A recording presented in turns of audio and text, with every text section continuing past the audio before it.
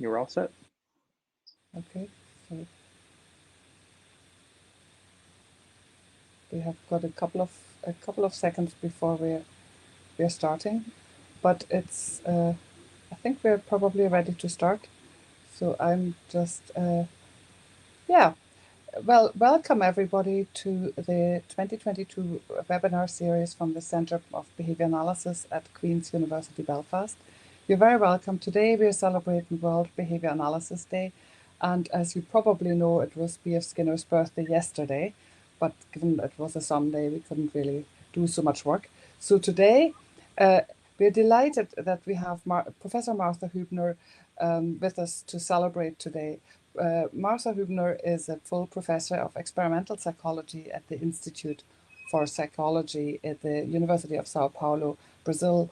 Many of you might already know Martha as a fantastic ambassador of behavior analysis.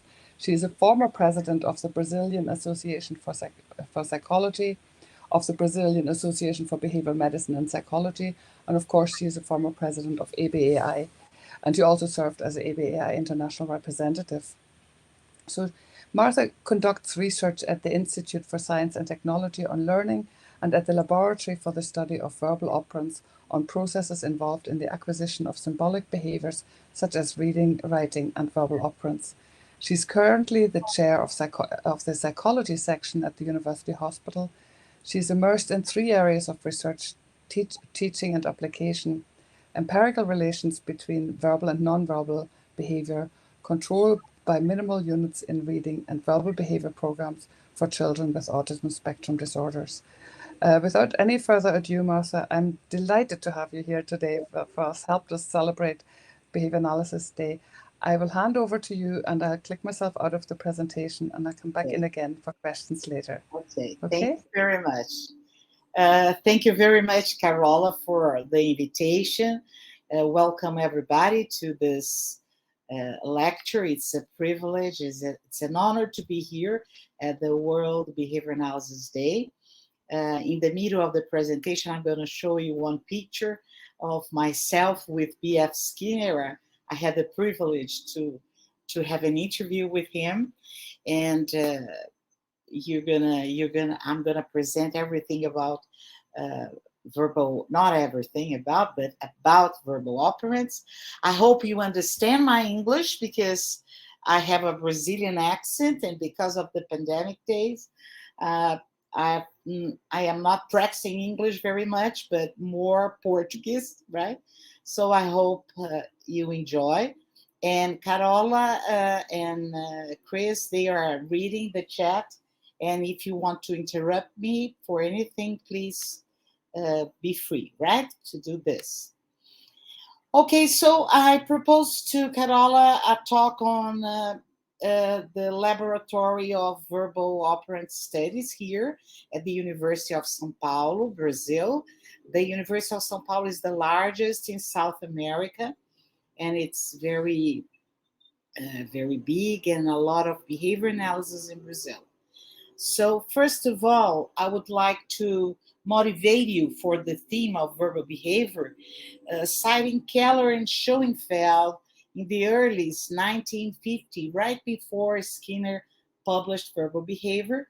And they said that no consideration of human behavior is complete unless it includes the man's verbal activity. So the verbal activity is the form of higher and variable behavior more than any other distinguishes him from the lower animals. And in verbal behavior are treasured cultural heritage of philosophy, science, art, and technology, and thereby takes place the transmission of this accumulating knowledge from generation to generation. So indeed, it was the verbal behavior that made this knowledge possible.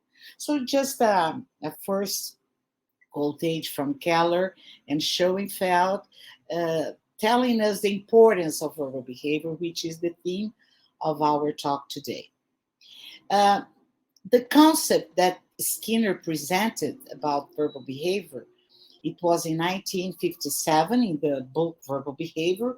And the main difference that it was not very easy to understand in the first place is that the difference between verbal behavior and nonverbal behavior is that the last one, verbal behavior, is mediated by others. So the reinforcement of verbal behavior comes from the listener. And it's also an operant, like nonverbal behavior, but the nonverbal behavior doesn't need the mediation of the reinforcement. It has a direct and mechanical effect upon the environment. For example, if I want a glass of water, I can show a nonverbal behavior. I can pick up the glass and I can drink the water.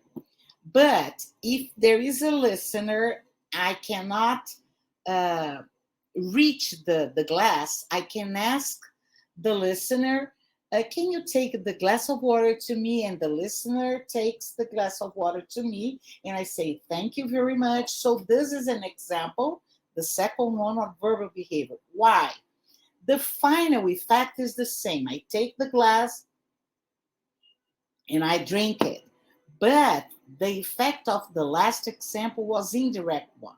So it has a verbal episode, right? So it has a speaker and a listener. What complicates is that sometimes the speaker and the listener are the same person. When we think, when we speak to ourselves, when we are reading, right? So, but even so, what we had learned in verbal behavior, to be verbal behavior, it has to be shaped by the listener. In the page 226, most at the end of the book, Skinner puts another second characteristic that defines verbal behavior. So verbal behavior is not only the verbal episode between the speaker and the listener, but it's also shaped and maintained by a verbal environment, by people who respond to behavior somewhat because of the practice of the group they are part. So here Skinner includes the community. So there is no behavior, there is no verbal behavior if the listener and the speaker does not share the verbal community. So this practice of the verbal community and the resulting interaction between the speaker and the listener embrace the phenomena that is being considered in the book of Skinner under the rubric of verbal behavior. So verbal behavior is not only the listener and the speaker interaction, but the listener and speaker interaction plus the verbal environment which shaped this verbal episode, right? So it's more complex. That's the reason why we have to analyze not only simple discriminations, but conditional discriminations, contextual discriminations, and so on. So in 1957, as you know, Skinner presented a system of classification of verbal behavior, allowing us to do a functional analysis of the phenomenon called verbal behavior. So that his classification does not fall on the vocal unit, but on the functions of these units. So he presented the primary operants, which are in red, for example, mand, tact, intraverbal, echoic, textual, transcription, and copy. And he presented the second order verbal operant called autoclitics. So the emphasis on our talk today is about the autoclitics. But if you have any question about the primary operants when I am presenting, please be free, right, to ask. So one of the functions of verbal behavior presented by Charles Catania is to change nonverbal behavior. So what we have been doing in our laboratory is to identify the antecedent verbal stimuli characteristics that functional characteristics that control more effectively the nonverbal behavior. And also we have been analyzing the transient effects of the verbal behavior with autoclitics upon the nonverbal behavior. So this is the main content of our talk, is the influence, the effects verbal behavior has upon nonverbal behavior. And we are going to give an about the autoclitics effects, right? So it was one of the suggestions of Charles Catton in 2015, fifth edition of Learning, the book Learning. He suggests 5 specific research topics. Shaping of verbal behavior is one of the topics that I'm going to present here. And he understands that there is a relationship of shaping a verbal behavior with effects of nonverbal behavior. And so he suggests we have to research them because they have been receiving different treatments. So, or we have research on verbal behavior, or we have research on nonverbal behavior, but there are not many researchers investigating the relation between them using verbal operants from B.F. Skinner. So what we are calling here about shaping of verbal behavior. Catania presents that the shaped verbal behavior, because shaping is a process that exists on nonverbal behavior. We are very familiarized with it when we teach children to walk. We use shaping. So we reinforce step by step until the last behavior of walking. Verbal behavior can also be shaped because it is an operant, right? So what Catania said is that the shaped verbal behavior is also controlled by contingencies, such as non-verbal behavior, shaped behavior. So why? Because shaped behavior is also sensitive to its consequences, but also accompanied by the corresponding nonverbal behavior. So what Catania said is that if what we say is shaped, we do what we say. It's very strong, this sentence. It's very optimistic. What we're going to show you today is that we have some data that proves some part of it, but not the whole of it. And also we're going to relate verbal behavior to equivalence relations, because equivalent relations teach us that when we use procedures with one type of the element of the class, this procedure can transfer to the other element of the class. And a class of equivalence can be formed by verbal and nonverbal behavior. So this is going to be the last part of the talk. Well, our research, our results of the researches we have been doing on the possible effect of shaped verbal behavior or nonverbal behavior, they are dependent on a specific variable. So that's I'm going to present. It's not that clear that everything you shape on verbal behavior, you can find a direct effect of in the non-verbal related behavior, right? So let's see it. What we have been doing is to establish an antecedent verbal control with autoclitic, that I'm going to define pretty soon, as a procedure to increase the frequency of related behaviors. So instead of shaping non-verbal behavior directly, first we shape the verbal behavior that describes the non-verbal behavior. And afterwards we check if the non-verbal behavior changes the frequency, okay? You're going to understand pretty soon. So what is autoclitic? Autoclitics are defined by Skinner as verbal operants that alter the function of other verbal operant accompanying them, even highlighting the other verbal operant, smoothing, etc.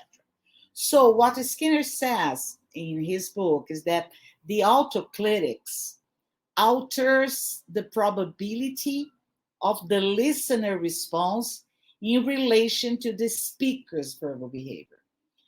A very day-by-day example is, for example, imagine a cup of lovers. Imagine if one of them says to the other, "I love you." And it seems okay. It looks like a tact describing the feelings. But imagine if one of them says, "I think I love you." This, I think, is the autoclitic, right?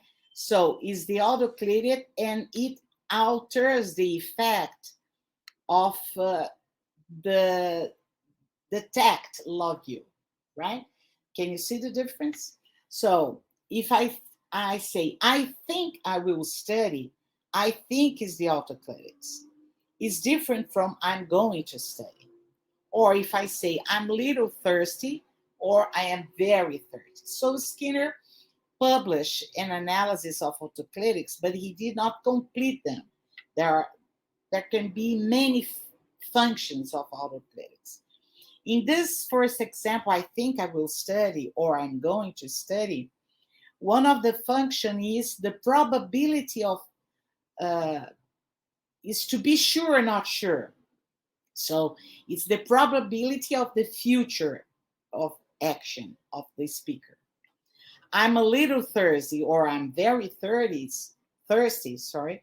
It shows the force, the quantity, yes, the strength of the behavior.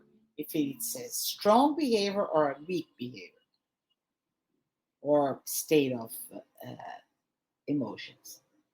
So one of the possible effects that autoclitics can have is, as I said before, change the listener behavior.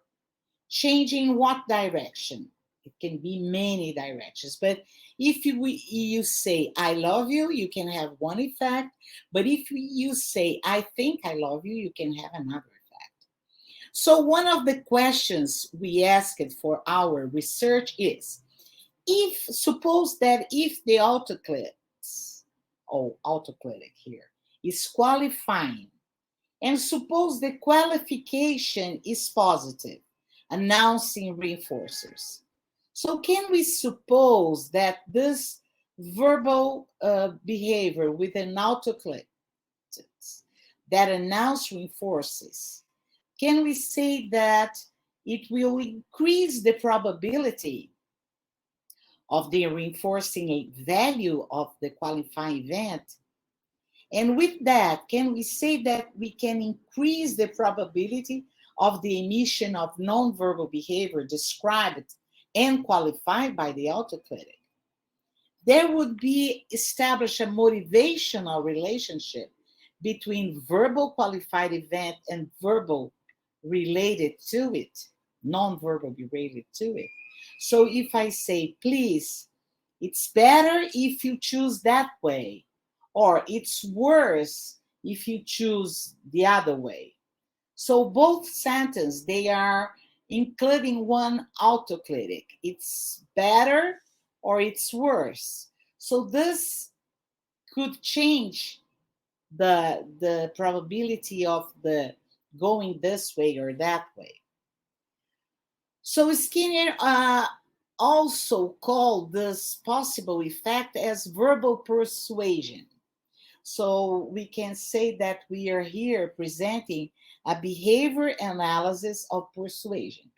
So he said that about in Science and Human Behavior. He said, by informing the student of the advantages that he will obtain from education, so it's verbal behavior.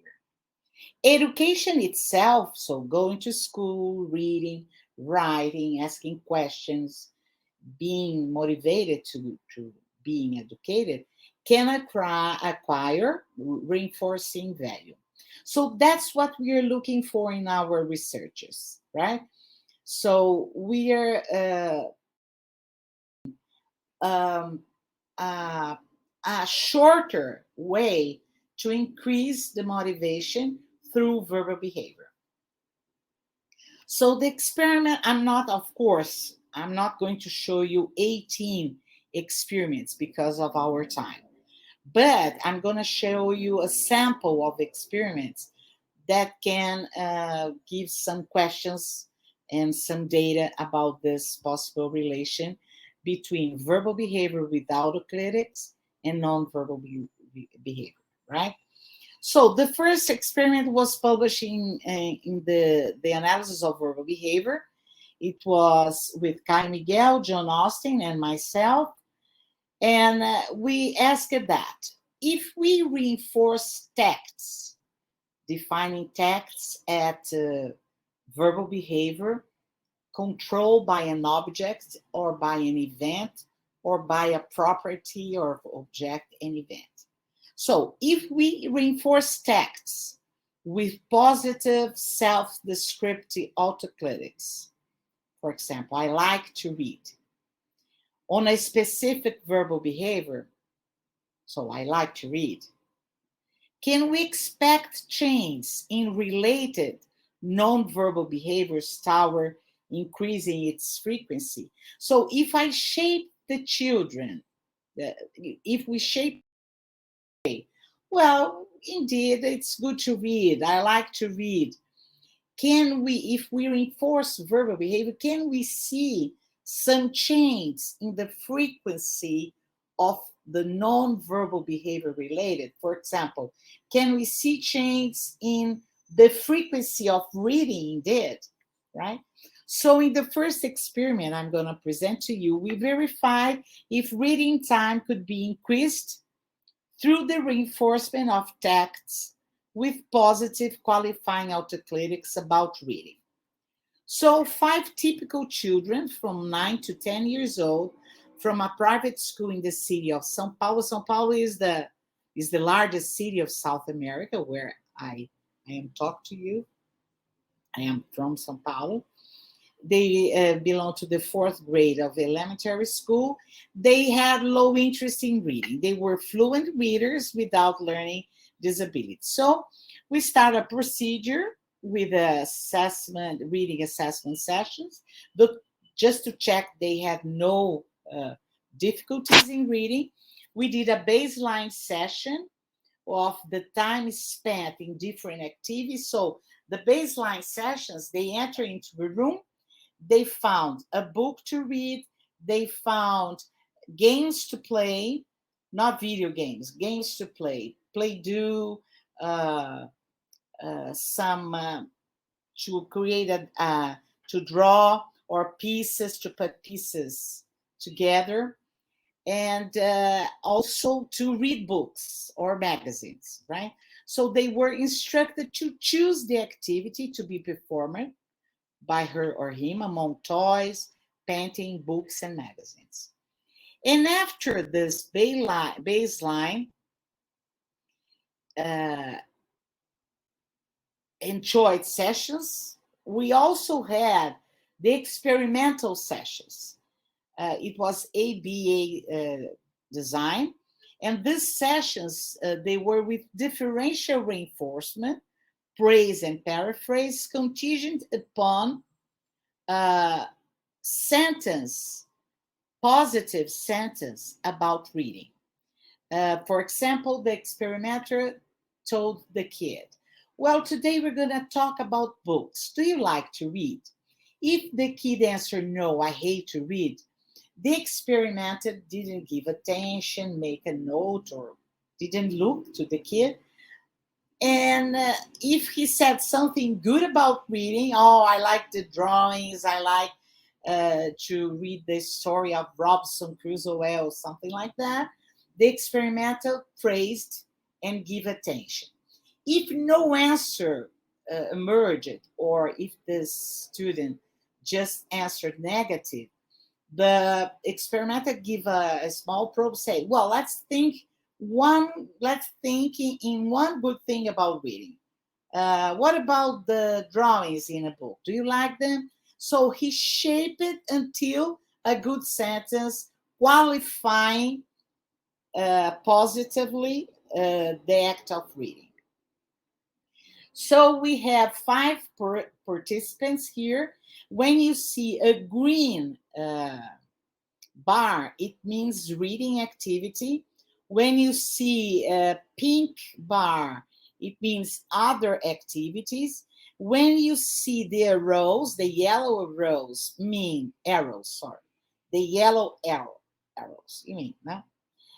It means the verbal shaping sessions, right? So in the case of P1, he started the experiment 70 minutes playing some other things, and around 4 minutes reading. So in the y-axis, we have time in reading, and in the y-axis, in the vertical one, and in the horizontal one, the x, we have the sessions. So after P1, after 2 sessions of reinforcing him verbally, the next, no results. He continued to play with other things. After the 3rd social reinforcement session, he started to read, 20 minutes reading. The whole observed sessions, it was limited to 20 minutes. After 4, it was a girl. She came back to doing some other things. So P1 didn't show the effect of verbal behavior shaping upon non-verbal behavior, except in 1 session. But look the other ones. P2, baseline, 20 minutes doing some other activities. 2, social reinforcement of verbal behavior, what we call in here shaping verbal behavior of saying good things about reading. Next, nonverbal sessions, 20 minutes reading. After the 3rd one, the next session's reading. It took 22 minutes because she didn't want to stop to read. After the 4th session of shaping verbal behavior, the 3rd one also reading. So P2 showed a positive effect upon shaping verbal behavior about reading upon the frequency of reading itself. P3 took a little bit longer to show the effect, but in the baseline, he already showed some reading behavior. After 2, social reinforcement, shaping verbal behavior, no reading, 20 minutes of doing some other activities. After the 3rd activity, he presented reading behavior. After the 4th shaping verbal behavior, he presented also reading behavior. Before the effect of reading behavior, increasing reading behavior frequency after shaping verbal behavior about it, it's clear. And P5 is also clear too, but more at the end of the sessions. So he started doing some other things, but after he was shaped verbally, he started to read it.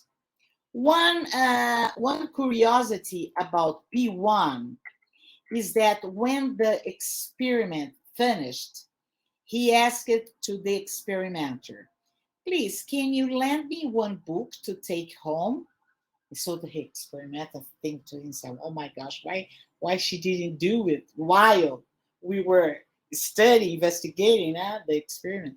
She said, well, because I had lots of tests at school, so I had to study a lot this week or this 2 weeks. And so I would like to read at home. So this is an external variable that played a role here in the data, right? But the three other ones, the effect was pretty clear. So 4 out of 5 children increased reading time during choice sessions after reinforcement of verbal behavior about the benefits of reading.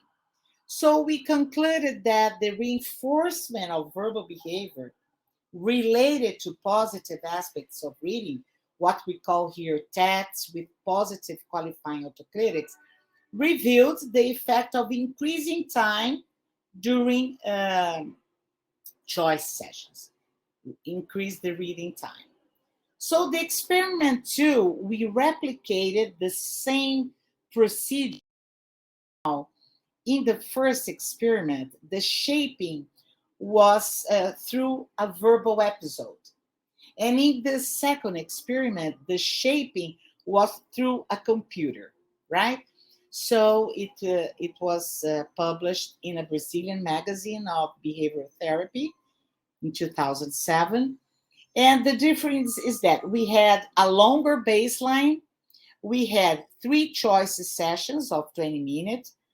And also we had 1 session of photos choice. We checked if the children choose a picture of boys or girls reading or boys or girls playing some other things. Afterwards, we did a train of differential reinforcement of pro-reading phrases, average 3 sessions. So this train was different from the previous experiment because it was a train on a computer, and the first experiment was a face-to-face training, right? And after we did a post-test of checking if the kids choose the relevant activity according to his verbal behavior. So I think you understood that the baseline is on non-verbal behavior, the train is on verbal, and the post-test goes back to the non-verbal behavior, right? So this is the print, the screen. So it's written, play is fine, paint is fine, reading is fine, shaping is fine or delicious. So she or he gains point if they chose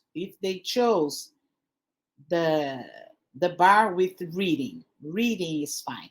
The kids here was 9 years old, the same as the previous experiment. Those are the pictures which showed to them. The girl reading, the girl doing play-do, the girl playing memory games or drawing. And the same pictures of the boys, the boy. So to the girls, we showed the girls' pictures, and to the boys' pictures. So I'm going to show you some graphs. So regarding the choice sessions in the baseline, and comparing them baseline and post-test, all participants showed an increasing choice of reading activity and time spent in this activity after the training session if we compare to the baseline data. So here I'm gonna, all the 3 graphs on the left of the screen, they are baseline. All the 3 graphs on the right of the screen, they are post-test from 3 participants, participant LV, participant IC, participant LA. So these are the bars of reading activities. So as you see, the participant LV, he already read in the first session before the shaping of the sentence about reading, right? The shaping here was a simple discrimination training indeed. So if he pressed the reading is fine, reading is funny, or reading is good, we variates the qualifying autoclitics. In the train, he received the points.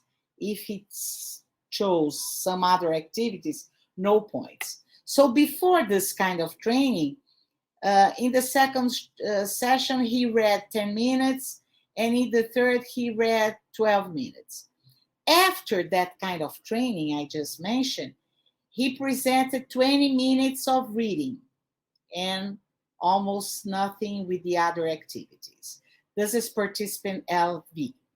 The second participant, in the baseline on the left, in the first sessions, he read 10 minutes, afterwards 8 minutes, and afterwards 7 minutes. So he read, both of them read a little bit. But compare after the training, he read all the time. He read 20 minutes, 20, and 20, right? So it was very different. And the third participant, LA, in the first session, he did not read in the baseline. In the second baseline session, 9 minutes. And in the third baseline session, he didn't read. He painted all the time. After the training, the shaping, the simple discrimination training, let's see, we can say that 20 minutes of reading, 15 minutes of reading, 50 minutes of reading. So I can say that that kind of training, even in the computer, also changed.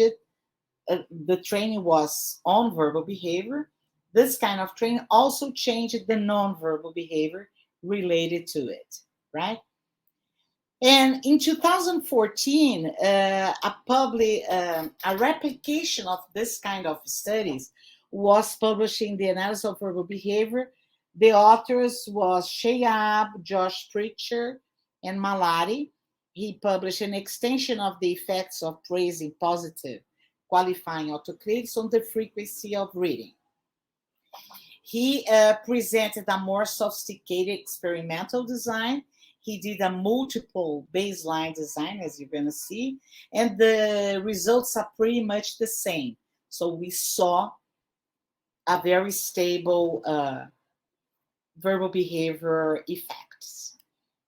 So it was done in Middle East, in the city of Irbid, Jordan, right? And as I told you, it was a systematic replication using now a multiple baseline design and incorporating a long baseline to control the influence of the presence of adults during the experiment, right? So 4 children, 3 girls and 1 boy, the same age as the children, 9 to 13, sorry for the M here in the children word, 9 to 13 years old, typical development, public school in Irbid, Jordan, right? So those are the kids here. Hagat, Amar, and the other, I'm not seeing this in the movie. Hadel and Hama, right? So they were Arabic native speakers, and so they did the same procedure as us. 10 minutes of reading to check if they had reading difficulties. So they had answered 7 questions about a text appropriate to their age, right? So they had no reading difficulties, as you see, according to the result. Amar, 100% of performance in reading, Rama, 85%, Hagad's 100%, and Hadel, 85%. So they had no difficulties in reading as our participants, right? The procedure had pre and post experimental sessions. So the experimental room contained a large table with books, pencil, colored pencils, modeling clay, play-doh, papers, scissors, and toys. And comfortable cushions were placed around the table for the participants to sit on. They were individual sessions, right, like ours. The experimental sessions, they were always conducted in the same room. During them, all materials were removed. The duration were 2 to 5 minutes. So they were conducted 3 to 5 days a week, depending on the availability of the participant. So the same we did. So if the kids said, I like to read science books and stories, the experimenter said, it's good to hear that you like to read. Or if he said, I really like to read science book. So the experiment says, it's good to hear that you like to read. So if he said, the participant, no, I do not like to read stories, oh, I'm not a fan of reading, no attention. So it's a kind of, it's a shaping procedure. And the sessions were almost every day, right? And all sessions were filmed as us. We did the same to check if, the integrity of the procedures. So here are the results. If we see um, the black curve with black little balls, it's time spent reading. And the white little balls is time spent in other things. So Amar did the first baseline. So 5 days of baseline, no reading, and a lot of points here, doing some other things. The experiment. And so the curve of doing some other things decreased, and the curve of doing reading, of spent reading, increased. Hadel, the second one, the same. During baseline, all the points doing some other things, no points of reading. And when the treatment started, the sessions that reinforced verbal behavior, the curves inverted, right? So the curve of time spent reading increased, and the curve time spent in other things decreased. Hama, more instability, but in the baseline, we saw the black points curve lower than the white. So he read less, then he played some other things. Was a longer baseline, 1, 2, 3, 4, 5, 6, 7, 8, 9, 10 points. After the treatment started, the reading activity was pretty much frequent than the other activities curve. And the same result with a very nice symmetry of Haggad, the last participant. During baselines, we didn't see pretty much reading behavior, just 1 day, but we saw a lot of other activities. And when the social reinforcement of phrases talking about good things about reading, what we call tact with autoclitic, the curve inverted, right? So we have a generality of data here with other culture, typical kids, other experimenters, right? So it made us very happy. So with kids, with reading behavior, we found a very solid effect of shaping verbal behavior upon nonverbal behavior related to it. And a practical implication is an important one, because reading behavior is important for the evolution of the human being. And it can be shaped also through verbal behavior. It doesn't mean that we do not have to shape the learning how to read. Of course, we have to shape learning how to read. But once they know how to read, to maintain reading, you can use a shortcut of reinforcing verbal behavior related to it. So it's a nice practical implication. But we do not have the same effects with adults. With adults, we have what we call transient effects. So we did the same analysis, verbal behavior upon nonverbal behavior with autoclitics, identifying which kind of antecedent can control more effectively the nonverbal behavior. But we found temporary effects, as you're going to see. So I brought you, so the results show a transient effect, a temporary effect, okay? So I'm going to present you the study of Paola Almeida and myself in 2009. She studied the effects of autoclitics upon reversion of patterns of baseline behavior. So she applied Racklin model of self-control to the study. So in phase 1, she studied 4 university students. She chose the 4th who had a pattern of delayed reinforcement choice. So first, she installed the preference pattern for larger and delayed reinforcers instead of smaller and immediate reinforcers. So she took the participants who showed self-control model, right? So for students that prefer to wait and receive the points changed by money 6 weeks later. And with the other students who preferred smaller and immediate, she did the same studies afterwards. In the second phase, what she did, she presented verbal descriptions of different kinds that I'm going to present to you when I present the graph. It's easier to follow. So in the second phase, the contingencies didn't change. What were the contingencies?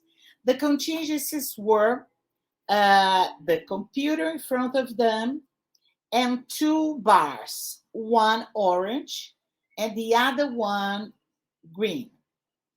Sometimes the orange turns to red and sometimes the green turns to blue. If they click in the green or blue, he will receive the points in the moment, but the points will be changed for money 6 weeks later. If they chose the red or the green, the points would be changed immediately after the session. But afterwards, different descriptions were presented in the phase 2 before each choice, like advices. I'm going to show you in the graph there. So phase 1, just to install the pattern of behavior. Phase 2, the presentation of different verbal antecedents. Let's see. So this is a graph of one participant that preferred to choose the green or the yellow, or the green or the blue bar, which means that he will receive the money 6 weeks later. In the phase 1, when you see the long bars, means that this is a subject that prefer the long-term reinforcements. If we see this polygonal of frequency, this curve in black, like an electrocardiogram, this is the latency of the response, the latency, the black one. So this participant in phase 1, he preferred self-control pattern, right? He always chose the green or the blue bar.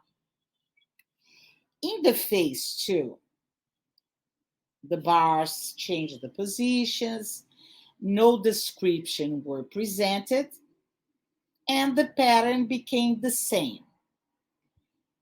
Afterwards, the experimenter said, without autoclitic, press the yellow or the red bar. So what we call instruction without autoclitics. Press the yellow or the red bar, which is the opposite of what he did before. What happened?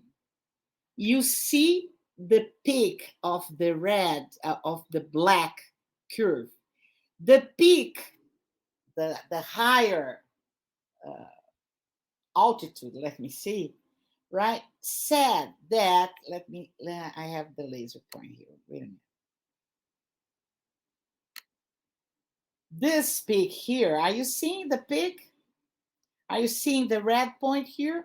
It means that in that moment, the participant stopped it and increased the latency of responding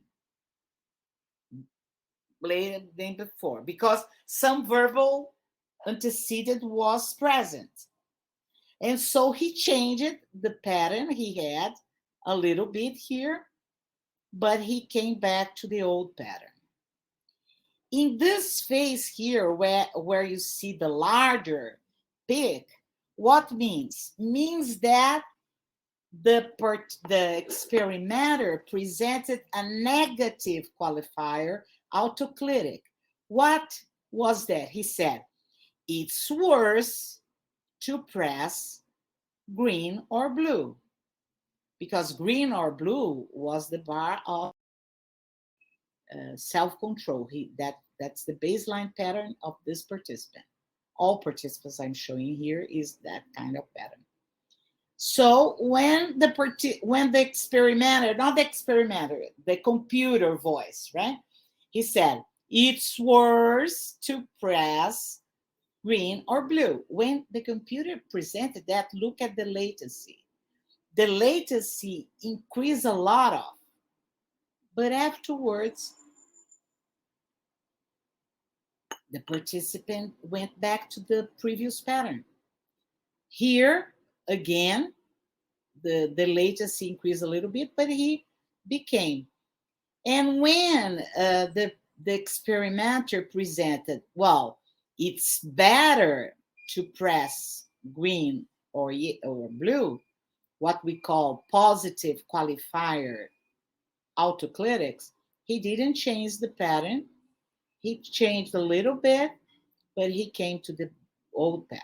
So what we say here, that the verbal effect with adults, they were universitary students, they were transient, temporary. The other participant was pretty much the same. Here, when they presented the positive qualifier autoclitic, he increased the latency.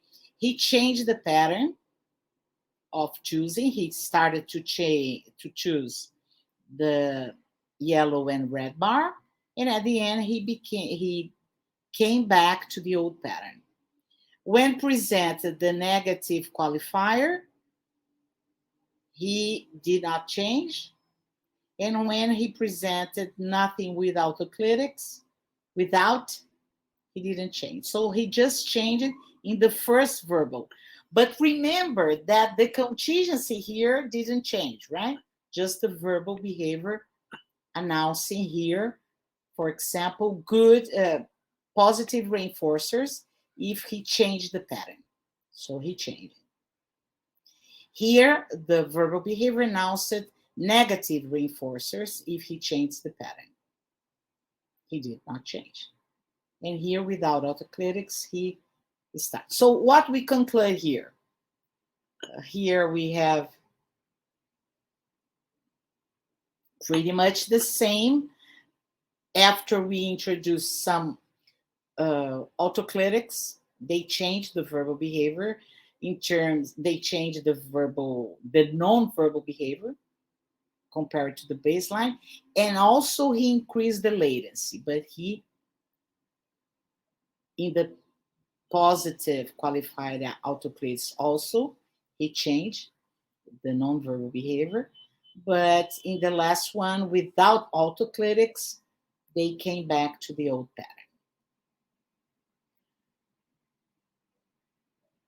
Here we also have the change in the latency, but no change in the pattern of nonverbal behavior.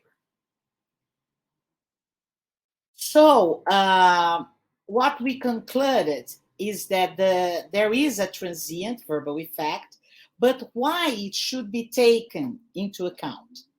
So the control by antecedent cannot substitute the subtleties of a direct contact with the consequence, right? So the direct contingencies, they are They are stronger, right? Verbal behavior antecedent cannot substitute. But autoclitic subtleties, so autoclitics is very, we call in Portuguese, sutil. In English is subtle, right? Can reduce contact with the consequences and increase obedience or revoke the emission of behavior once. And sometimes only once can be decisively and irreversibly, such as take a medication, have a surgery, kill, commit suicide, have sex, get pregnant. So imagine a patient in the hospital that has to do a heart surgery, but he becomes to a religion that does not allow the blood, uh, how they say, transference. So the doctor is very good on verbal behavior, and he announces all the positive reinforcers he will get if he goes to the surgery, and all the negative reinforcers that he will have without the surgery. So the client agrees and signs in the moment. Okay? Half an hour they are in the surgery with the client, and next day he is regret. He say, why I did that? I'm not the servant of God, etc., etc., etc. But that moment was pretty much important, really important. So a serial killer or a raper, if he says, or she, to a girl, come with me in the forest, I have a secret to tell you, I have a gift to tell, and the girl goes, and the rape happens, or he kills once it's sufficient. So that's the reason why to buy one thing, a good seller can, use verbal behavior to influence you to buy one thing that you do not need, right? So to understand this kind of process is important, right? So it's necessary to discuss ethics of persuasion by putting up limits to verbal behavior. Skinner points out that words cannot remove mountains, but there are compelling issues of verbal behavior in the point that it can lead people to overthrow mountains for us, even in the case where the effects were temporary. So this is the first discussion of this set of experiments. The second relations I would like to do here to finalize the talk is the transient effects of verbal behavior when we want to teach new abilities. So here, I'm going to present this work of Luis Martins, myself, and my 3 students. It was published in the Acta Colombiana. Is the effect of qualifying autoclitics is in conditional discrimination training and equivalent class. So this is kind of a kind of a different analysis, relating verbal behavior with equivalence, comparing verbal behavior and checking if verbal behavior can play a role in facilitating or not the formation of equivalent classes. So some thoughts about this kind of relation. What I do this because some behavioral analysts choose to translate terms from other approaches to the field of behavior analysis. Skinner, for example, has done it related to psychoanalysis. So Skinner tried to translate to us the words of psychoanalysis to behavior analysis. And a similar attempt can be done within the same approach, when there is a lack of dialogue between themes, procedures, and researchers. For example, there is not a lot of dialogue between equivalent relations and verbal behavior Skinner approach. So this lack of dialogue may occur for understandable reasons, as Andy Latau points out. For example, we do not have time to study everything. We do not follow the stream of researchers of equivalence, why research verbal behavior. So the purpose of this part of presentation is to establish conceptual and empirical relations between concepts of relational autoclitic by Skinner and the formation of equivalent classes by Sidman. Well, as I told you, I have the personal experience to interview Skinner in 1982. Harvard is misspelling here, sorry. It's me, I swear, and it's B.F. Skinner in his private office. I was interviewing him about verbal behavior and theoretical questions and empirical ones too. And here with Murray Sidman in 1999, Brazil, when he was there, right? We miss them a lot, of course. So the possible connections between the concepts of relational autoclitic by Skinner and the formation of equivalent classes by Sidman with data and interpretation that possible a behavioral process in Skinner's approach, for example, the autoclitic, can also describe equivalence. Because Skinner died without saying a word about equivalence. There is a story that he was walking the corridors of ABAI conference, and somebody told to B.F. Skinner, Professor, Sidman is presenting equivalence. Don't you want to attend? And he answered to the person, oh, I do not understand nothing about it. So there is an approach here to see if we have a kind of dialogue. So in this sense, the main argument here is that the formation of equivalent relations can be described by the establishment of verbal operant relational autoclitic is in the participant's repertoire. So what I'm asking here, if the participant is verbal, and if it is verbal, affluent verbal, if he talks that one class of stimulus is the other one, does it help to form the classes, right? So that's the main question, right? So if the arrangement of the experimental models of equivalence involve autoclitic relations, even from the experimental point of view, and if as stated by Skinner, the autoclitic is a verbal operant of a higher level, more complex than other verbal operants that also involves operants of a lower level, maybe this explains the difficulty to establish equivalence relations with non-humans. It's the old polemic statement that maybe equivalence involves verbal behavior. Not only because it involves verbal behavior, but mainly because it may presuppose one of the most complex verbal relation, the one that involves a tact of one's own verbal behavior, that is the relation autoclitic. So let's see the data, right?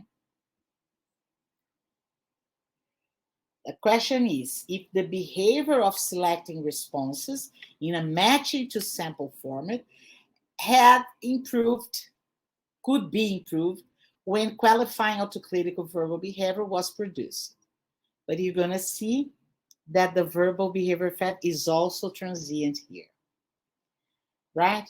So I'm going to tell you quickly the experimental of Luis Martins, myself, Gomes, published in 2015, right? I'm going to tell you the conclusion in case we don't have time to go into details. This experiment I'm going to present cannot conclude that verbal behavior is a necessary condition to the establishment of conditional discrimination and stimulus equivalence. But it only reveals that this verbal operant may facilitate the initial establishment of those relations in the beginning of the acquisition. Its effect is transient, right? So we did a replication of another study with individual data analysis. I'm going to show you the procedure, right? 20 adults of both sexes, ages varying from 18 to 24 years old, university students, and no history of participating in research involving conditional discrimination or stimulus equivalence, right? There was a computer with speakers and mouse and a software called the QUB that presented all the stimulus and all the verbal orientation. And a filmer, right, a cam recorder to film every detail. Those are the stimulus. So A1, B1, C1, D1, one class. A2, B2, C2, D2, a second class. And A3, B3, C3, and D3, a third class, right? So they were taught the A, B, B, C, and CD relations. They were trained with reinforcement. And they were tested the DA and the AD equivalence tests, right? Here, we had a group design here and different individual data. The control group, they did the equivalence and the matching to sample in the traditional form, no talking. So they did the AB, the BC, the CD training without talking, just choosing the sample and the comparisons, and that's all. But the green, the red one was the experimental group. So this kind of group, this group, experimental one, before choosing, they had to say, this is this. This is this. This is this. If it was right, a point was delivered and a sound of clapping hands was delivered to him. So what we observed is that the experimental group that talked, this picture is this picture, while choosing is the red bars. And the group that did the matching to sample without talking was the black bars. And it shows here number of trials to reach the criteria. As you see, the group that did not talk took longer to learn how to make the relations than the group who talked all the time. The experimental group took 12 trials and the control group 20, 24, right? So the difference is very clear, right? For the second train, the differences are clear, but not as strong as the first one in visual inspection, right? Do you agree? The train BC, the second train, the verbal was better. They were quicker, but not as strong as the first train. And in the third one, CD, both of them were pretty much the same. What we can conclude here, that as the contingencies took place and become stronger, the verbal behavioral effect of describing what you are doing is weaker, right? As when we are learning how to do the ballet, for example, a beginner has to say first step, second step, or when we are learning something very new, sometimes we have to talk aloud what we are doing. But as we are beginning to be an expertise, to have an expertise, this necessity of verbal behavior as a supplementary control disappears, right? That's what this kind of data shows. Oh, first train, great difference between talking and not talking. Second difference between talking and not talking, but not that much. Third train, not a lot of difference. In the equivalent tests, the difference, the experimental is the gray one and the control is the black one. You can see that the experimental is a little bit better than the control, which means the higher results. But for example, in the first test, 4 groups of data better than the control group. In the second test, 5 better results, right? And in the third, in the equivalent test, the third one, 4 better, and in the control group, 3 good results. So it's not that, it's not very convincing, but in the training, in the beginning, it's very important. So the vocal verbal response is presented with autoclitic function as described by Skinner. First, it functions as a relational autoclitic, ordering stimulus sets, facilitating selection of correct discriminative stimulus in the presence of the conditional stimulus. So it was the first effect, right? So here I'm describing the effects we observed. First one may be as a relational autoclitic. The autoclitics order the stimulus sets, facilitating the selection of the discriminative stimulus. Second, when I say is this, which is a qualifying autoclitic, gives a new property of the stimulus organized by the reinforcement contingency. Clarifies maybe. And considering that the formation of equivalent relations may be facilitated by these 2 autoclitic functions. To verbalize them, then, is simply describing the contingencies.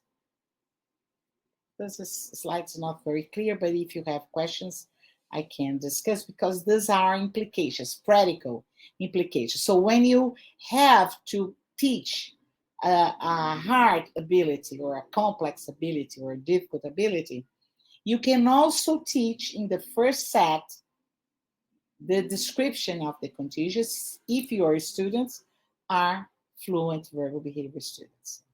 So the words gain strength by reinforcement history, built-in pairings between words, objects, and phenomena, and the persuasive power of verbal behavior seems to be directly linked to the announcement of reinforcement. So we are back to the good and old behavioral principle.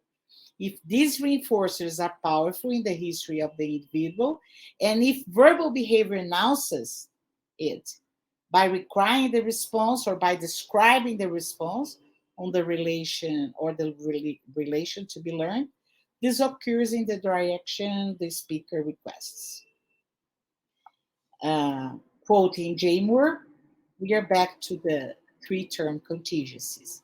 So if my response announces positive reinforcements evoked by a verbal discriminative stimulus, this is nothing else than the pure, clean, and strong 3-term contingency. No need for any new concept at all. That's it.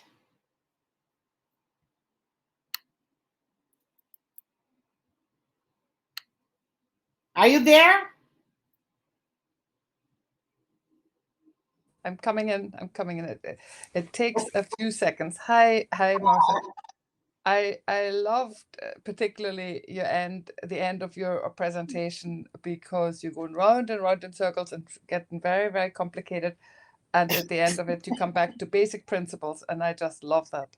Always back to basics. And if I've always thought that many things can be explained by the basic principles, and maybe there are ones that can't be, and I'm very open to that. But for the most part, we have basic principles.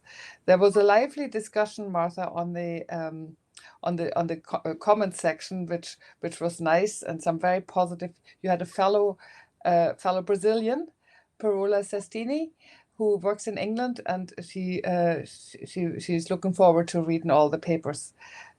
Great. In the comment section. We have a couple of questions as well. Robert was asking, is there evidence of you okay? Are you happy enough? Do you want to be? Of course, happy enough. Yeah. So Robert is asking, is there evidence of self-prompting with the shaped positive statements as in problem solving, as in a problem solving strategy. Can you repeat the prompty part? Yeah. Is there evidence of self-prompting with a shaped positive statement as in a Yes. problem solving strategy? So the Perfect. self-prompting. Yeah, I have one study with sports, with champions in sports. When they do self-prompt, they say go, or they choose the words to say self-mans with some autoclics. You can, you are strong.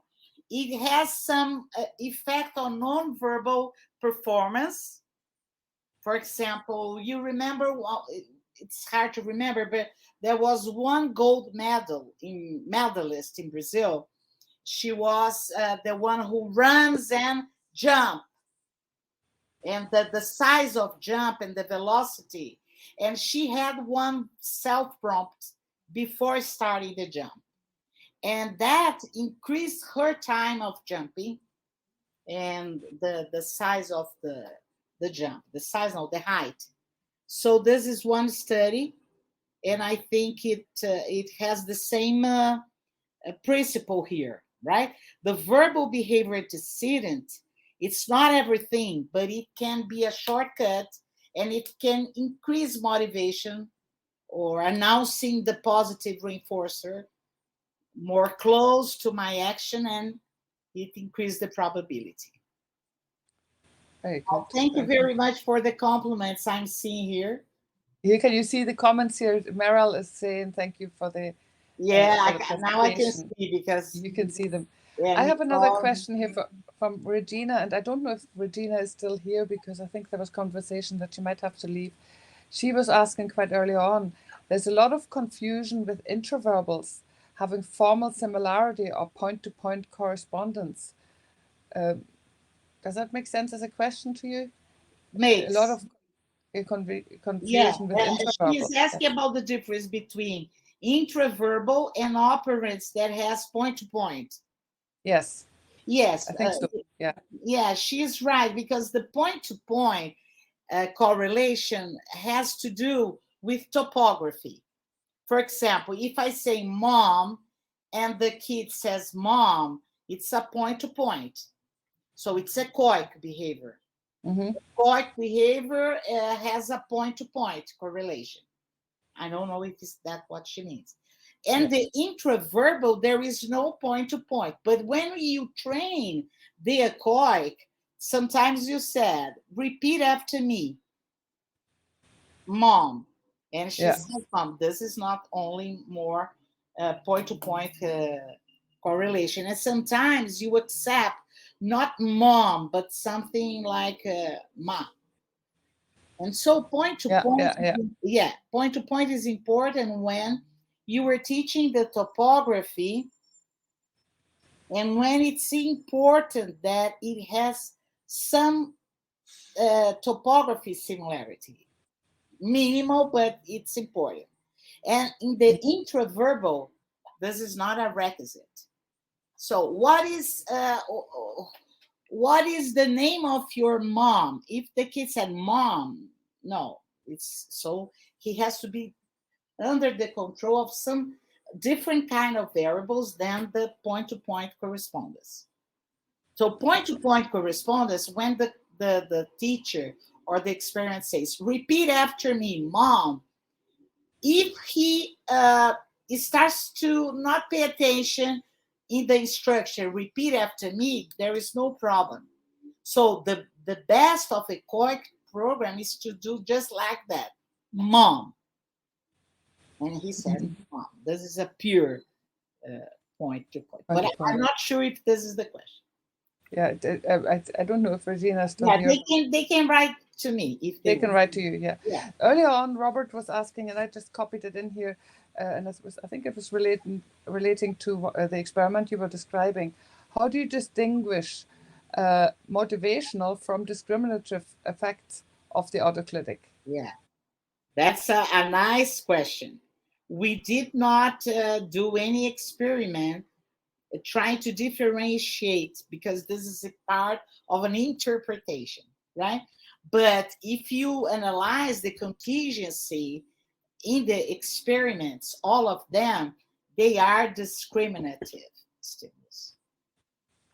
But the only difference could be in the interpretation is that when you, for example, in the experiment of Paula, the complex graphs one, when you see press the yellow or the red, they do not do nothing. But when you say it's worse to press the green or the blue, they change the behavior in the second one, but not in the first. So we have to do more evidence like this to show that both of them are there, but one gains control and not the other one. So how can we call them? For as a parsimonious way of interpreting them, I would say they are discriminative.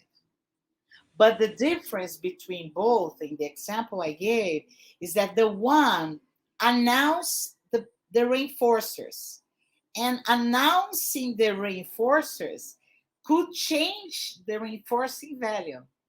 And this can be stated as an establishing operation, right?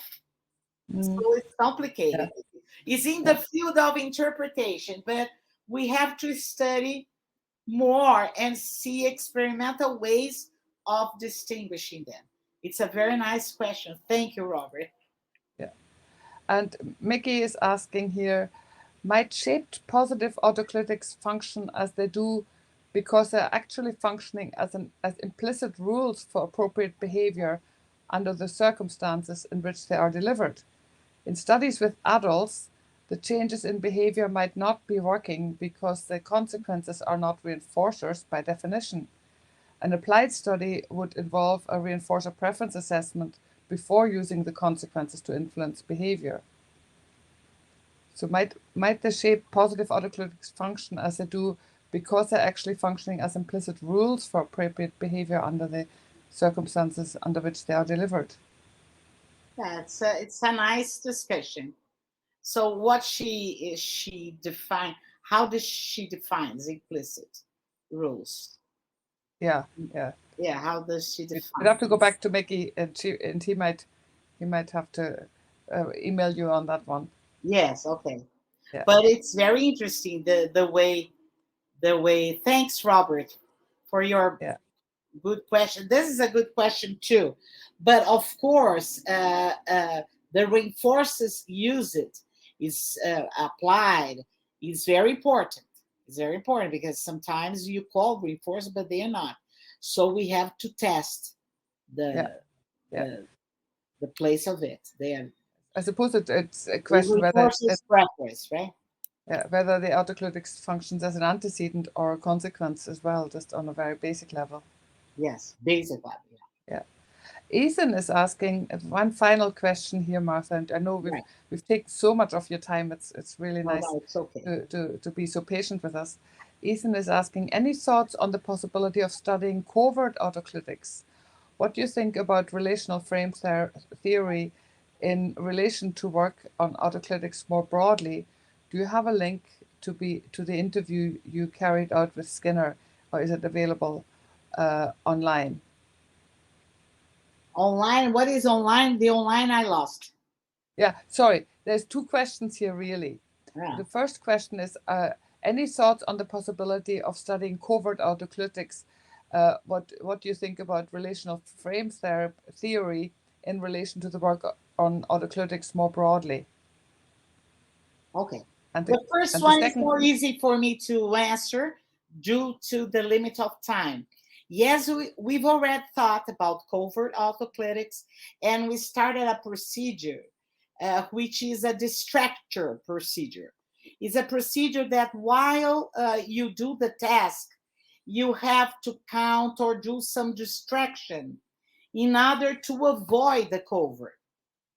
in order to be sure that the students are doing just the activity and not talking to himself. This is very hard to do. Eric Arnstein has been doing this, but it's very hard because sometimes it disturbs the activity. I mean, what about having the autoclitic in writing, and they have to quietly read it? In writing, not read. Writing with never study. Just it wouldn't be covert then anymore. Yeah, right. Yeah, but what we do is just showing that the overt autoclitics has this effect. But it's very nice. We have been trying to study the covert to be sure that what is going on here is the overt, not the covert. The difference between A, B, and C may be based in the covert autoclitics in those that were not speaking to the cellatory. Yes, the difference between A, B, and CD may be based in the Robert is writing here. The difference between A, B, I see that comment. May be based in the covert autoclitic. Yeah, there is always this possibility. Yeah, but in my opinion, the difference between A, B, and CD is the exposition to contingency. So the most you are exposed to direct contingencies, the less you have to talk about it. And you learn with direct. Yeah. Ethan has the second question here is, what do you think about relational frame theory? Well, it's a long answer. It's a long answer, maybe for another day. Yeah, for another day. But I think autoclitics played a role in this. Autoclitics has been the links, for example, the difference between Seidman and Stephen Hayes is that Seidman studied only is, and Stephen Hayes studied more than inside, above, older, younger. All of them can be seen as autoclitics, and right? And it's a high order complex behavior. That's the reason why it's hard to show them in non-humans, right? Yeah. And finally, Ethan is just wondering if that interview that you carried out with Skinner, was that available somewhere? Yeah, I would love. You know what happened? It was in 1982. And I typed it with the, the typewriter. And the air conditioning sound overlapped it, and we cannot hear. But I'm gonna write about it. I promise. I promised to my advisor, and she died, and I never published that. But I will do. Oh, indeed, there is a book who is going to be launched in ABAI, Women in Behavior Analysis. It's about a story, and I described the interview there, I think. All right, so we'll have to look out for that book. Who is asking? She can email me. I can. Yeah, it was Ethan Buchan. Okay. Okay. Yeah. Thank you very much for the kindness. Yeah. Well, that's all the questions we have. And I know we've taken so much of your time. Thank you so much for coming to the Center for Behavior Analysis. I hope you enjoyed, Carola. I hope I did a good job. It was really nice to hear experimental work, because so often we work on, talk about autism and things like that, applied work. So it's really nice. It's especially for World Behavior Analysis Day to talk about some experimental work. So thank you so much, and I do hope to. Bye-bye, everybody. Okay, bye-bye, everybody. Sometimes when this pandemic is over, right? This is the link Martha mentioned. What is that, Miro? Meryl told us. It says a video, a link to a video, maybe. About what? Oh yeah, there's a link. Martha mentioned. I see. Okay, I'm gonna go there. That might be the link to the recording of some sort. Anyway. Oh, I see. Right. Yeah. Okay. Well, listen. Thank you so much, Martha. Thank you so much. Have a nice day. spring. Stay healthy.